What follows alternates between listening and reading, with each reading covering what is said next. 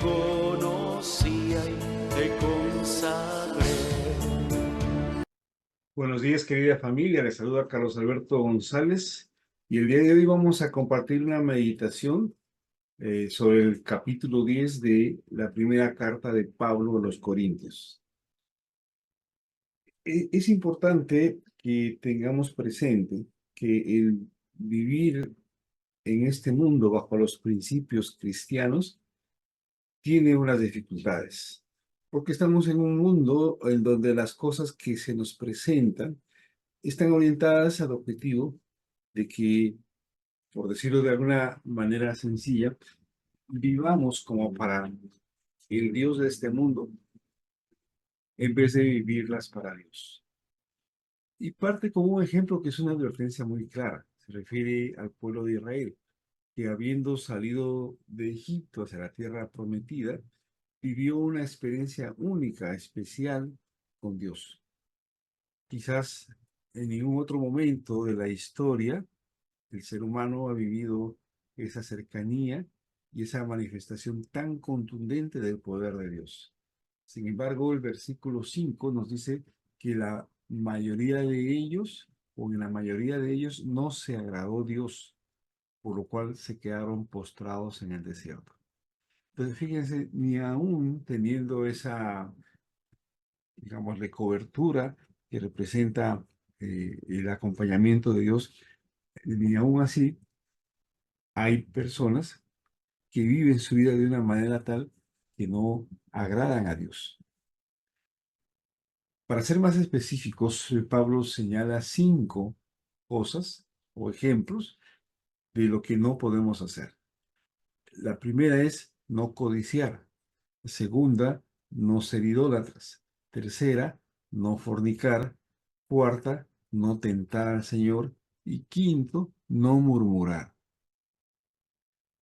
Son 5 cosas que, repito, nos termina llevando hacia vivir las cosas como para Satanás y no para Dios. Son 5 cosas a través de las cuales mostraremos nuestra fidelidad a Dios o estaremos nosotros haciendo algo para que más bien estemos rindiendo culto a Satanás. El versículo 12 nos dice dentro de ese marco, si alguno piensa que está firme, que no caiga. Es decir, es tan sofisticado, es tan engañoso este mundo en el que vivimos que podemos caer. Nos dice además, no os ha sobrevenido ninguna tentación que no sea humana, pero fiel es Dios, que no les dejará ser tentados más de lo que pueden resistir, sino que dará también juntamente con la tentación la salida para que puedan soportar.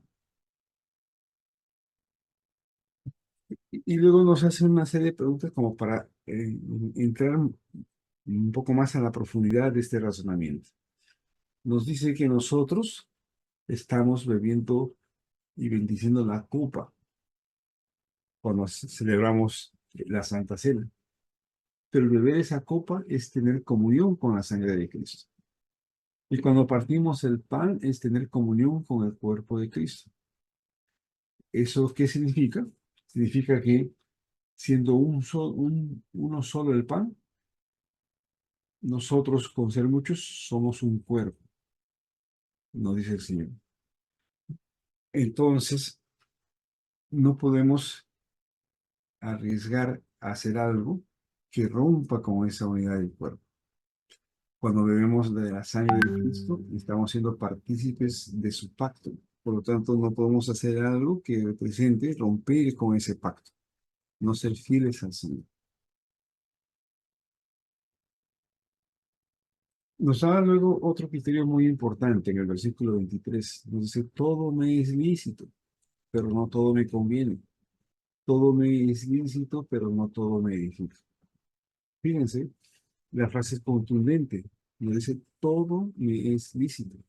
Es decir, en la libertad que el Señor nos ha dado al rescatarnos, al salvarnos, ha hecho que todo nos sea lícito, ¿no? Sin embargo, dice, no todo conviene o no todo edifica. Y cuando en el versículo 24 añade, ninguno busque su propio bien, sino el del otro, nos está permitiendo entender esta frase anterior. Es decir, si pensamos en función del otro, no todo va a ser conveniente hacer. Si pensamos en función del otro, no todo va a edificar. A pesar de la libertad que me ha dado Dios, entonces tengo que pensar en el otro. Si le conviene o no le conviene, si le edifica o no le edifica. Entonces, por ejemplo, nos dice que tenemos la libertad de comer todo lo que queramos, pero si vamos a una tienda o si nos invitan a una cena, hacemos uso de esa libertad. Sin embargo, si la otra persona nos dice que esa carne ha sido presentada en sacrificio a ídolos, entonces es mejor no comer. ¿Por qué? Por la conciencia de esa persona, para que la otra persona no piense que nosotros estamos en pecado y le generemos a esa persona una confusión también. Lo importante es mostrar claramente en nuestra actitud, en nuestro comportamiento, que no tenemos participación alguna en cualquier forma de idolatría o de culto a los ídolos.